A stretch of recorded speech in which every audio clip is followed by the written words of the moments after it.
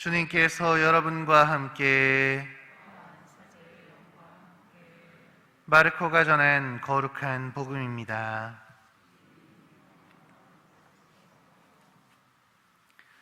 그때 예수님께서 티로 지역을 떠나 시돈을 거쳐 데카폴리스 지역 한가운데를 가로질러 갈릴레아 호수로 돌아오셨다.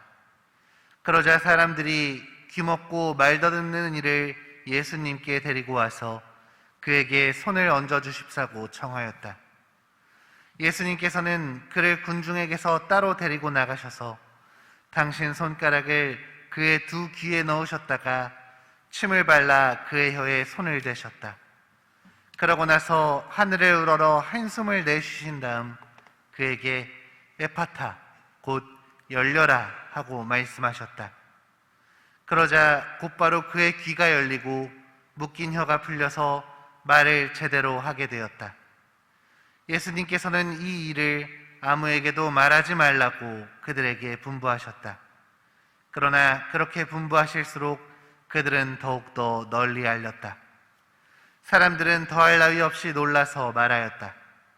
저분이 하신 일은 모두 훌륭하다. 귀먹은 이들은 듣게 하시고 말 못하는 이들은 말하게 하시는구나. 주님의 말씀입니다.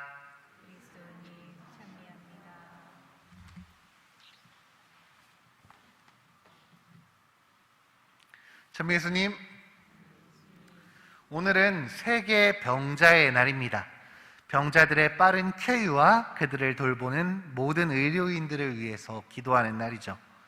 원래 2월 11일은 르르드의 복되신 동정 마리아 기념일인데 프랑스 르르드에서 14살 소녀 벨라레타에게 성모님이 발현하심을 기념하는 날이었습니다. 총 18번에 걸쳐서 성모님께서 발현하셨는데 교회는 여러 조사를 통해 이 사건이 참된 기적임을 공표하였죠. 그런데 성모님께서 발현하셨던 르르드의 동굴에서 샘물이 샘솟기 시작합니다. 신기하게도 이 샘물은 치유의 힘을 가지고 있었다고 해요. 그래서 수많은 사람들이 이 샘물을 통해 그리고 이곳에서 이루어진 여러 전례들을 통해서 치유를 받게 됩니다. 교황청은 엄격한 기준으로 조사한 결과 이 중 약 70건을 기적 사례로 인정하게 됩니다. 이런 르르드에서의 치유가 온 세상에 퍼져나갈 수 있도록 성 요한 바오로 2세 교황님은 이날을 세계 병자의 날로 선포하신 것입니다. 올해로서 30년째를 맞이하는 이 세계 병자의 날인 오늘, 우리는 코로나로 인해서 고통받고 있는 수많은 환자들과 그들을 위해 희생하고 봉사하는 많은 의료인들을 기억해야 할 것입니다. 그래서인지 오늘 복음도 예수님의 치유 이야기가 전해지고 있습니다. 복음에서 전해지는 수많은 치유 이야기 중에 하나인데 오늘 복음이 조금 특별한 점이 있습니다. 보통 예수님께서 사람을 치유하실 때는 말씀만으로 사람을 고치시거나 환자들에게 손을 대시어 그들을 병으로부터 자유롭게 만드십니다. 심지어 아픈 사람들이 그분의 옷깃에 손만 대어도 구원을 받는 경우도 있었습니다. 그런데 오늘 예수님은 병자를 따로 데리고 가시고 귀에 손을 넣으십니다. 또 침을 바르시고 혀를 만지신 다음 깊은 한숨을 쉬시고 에파타 하고 치유의 명령까지 내리시죠. 말씀만으로 사람을 낫게 하시는 그분이 왜 이런 수고를 기울여야 했었을까요? 오늘 복음의 앞부분에서 예수님은 여러 이방인들의 지역을 거쳐서 갈릴레아 호수로 돌아왔다고 전해집니다.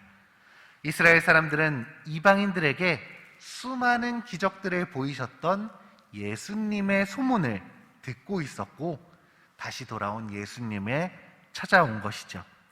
그래서 이 유다인들은 자신들이 이미 보았었고 실패해온 여러 방법이 아니라 예수님에게서 기존과는 다른 특별한 무언가를, 새로운 치유를 기대했을 것입니다.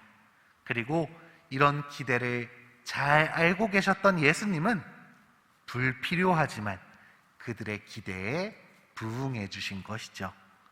말 그대로 사람들의 눈높이로 당신을 낮추신 것입니다.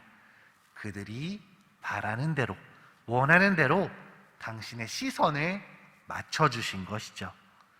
그래서 오늘의 치유가 더 특별한 의미를 가지고 있는 것 같습니다. 여기 있는 우리들도 주님의 치유가 필요할 때가 있습니다. 마음이 아플 때, 몸이 아플 때, 사람들과의 관계 안에서 힘든 그 순간 우리는 예수님을 찾게 됩니다.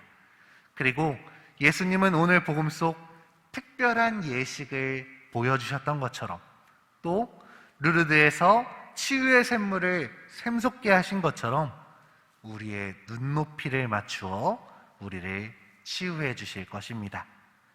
애석하게도 그 치유가 언제 어디서 일어날지 우리는 잘 모릅니다.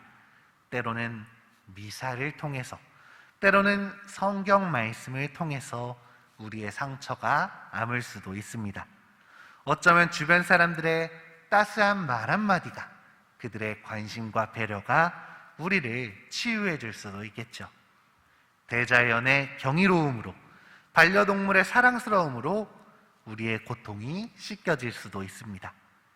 예상하지 못했던 방법으로, 생각할 수 없었던 곳에서조차 주님은 우리에게 치유를 전해주실 것입니다. 분명한 것은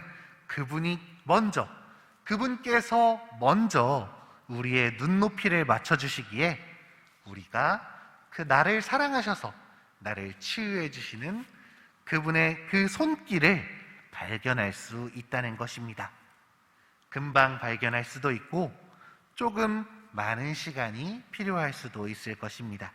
그러나 분명한 것은 우리가 조금 더 영적인 삶을 살아가고 주님을 향해서 살아간다면 우리는 그분께서 건네시는 치유의 손길을 조금 더 빨리 발견할 수 있을 것입니다.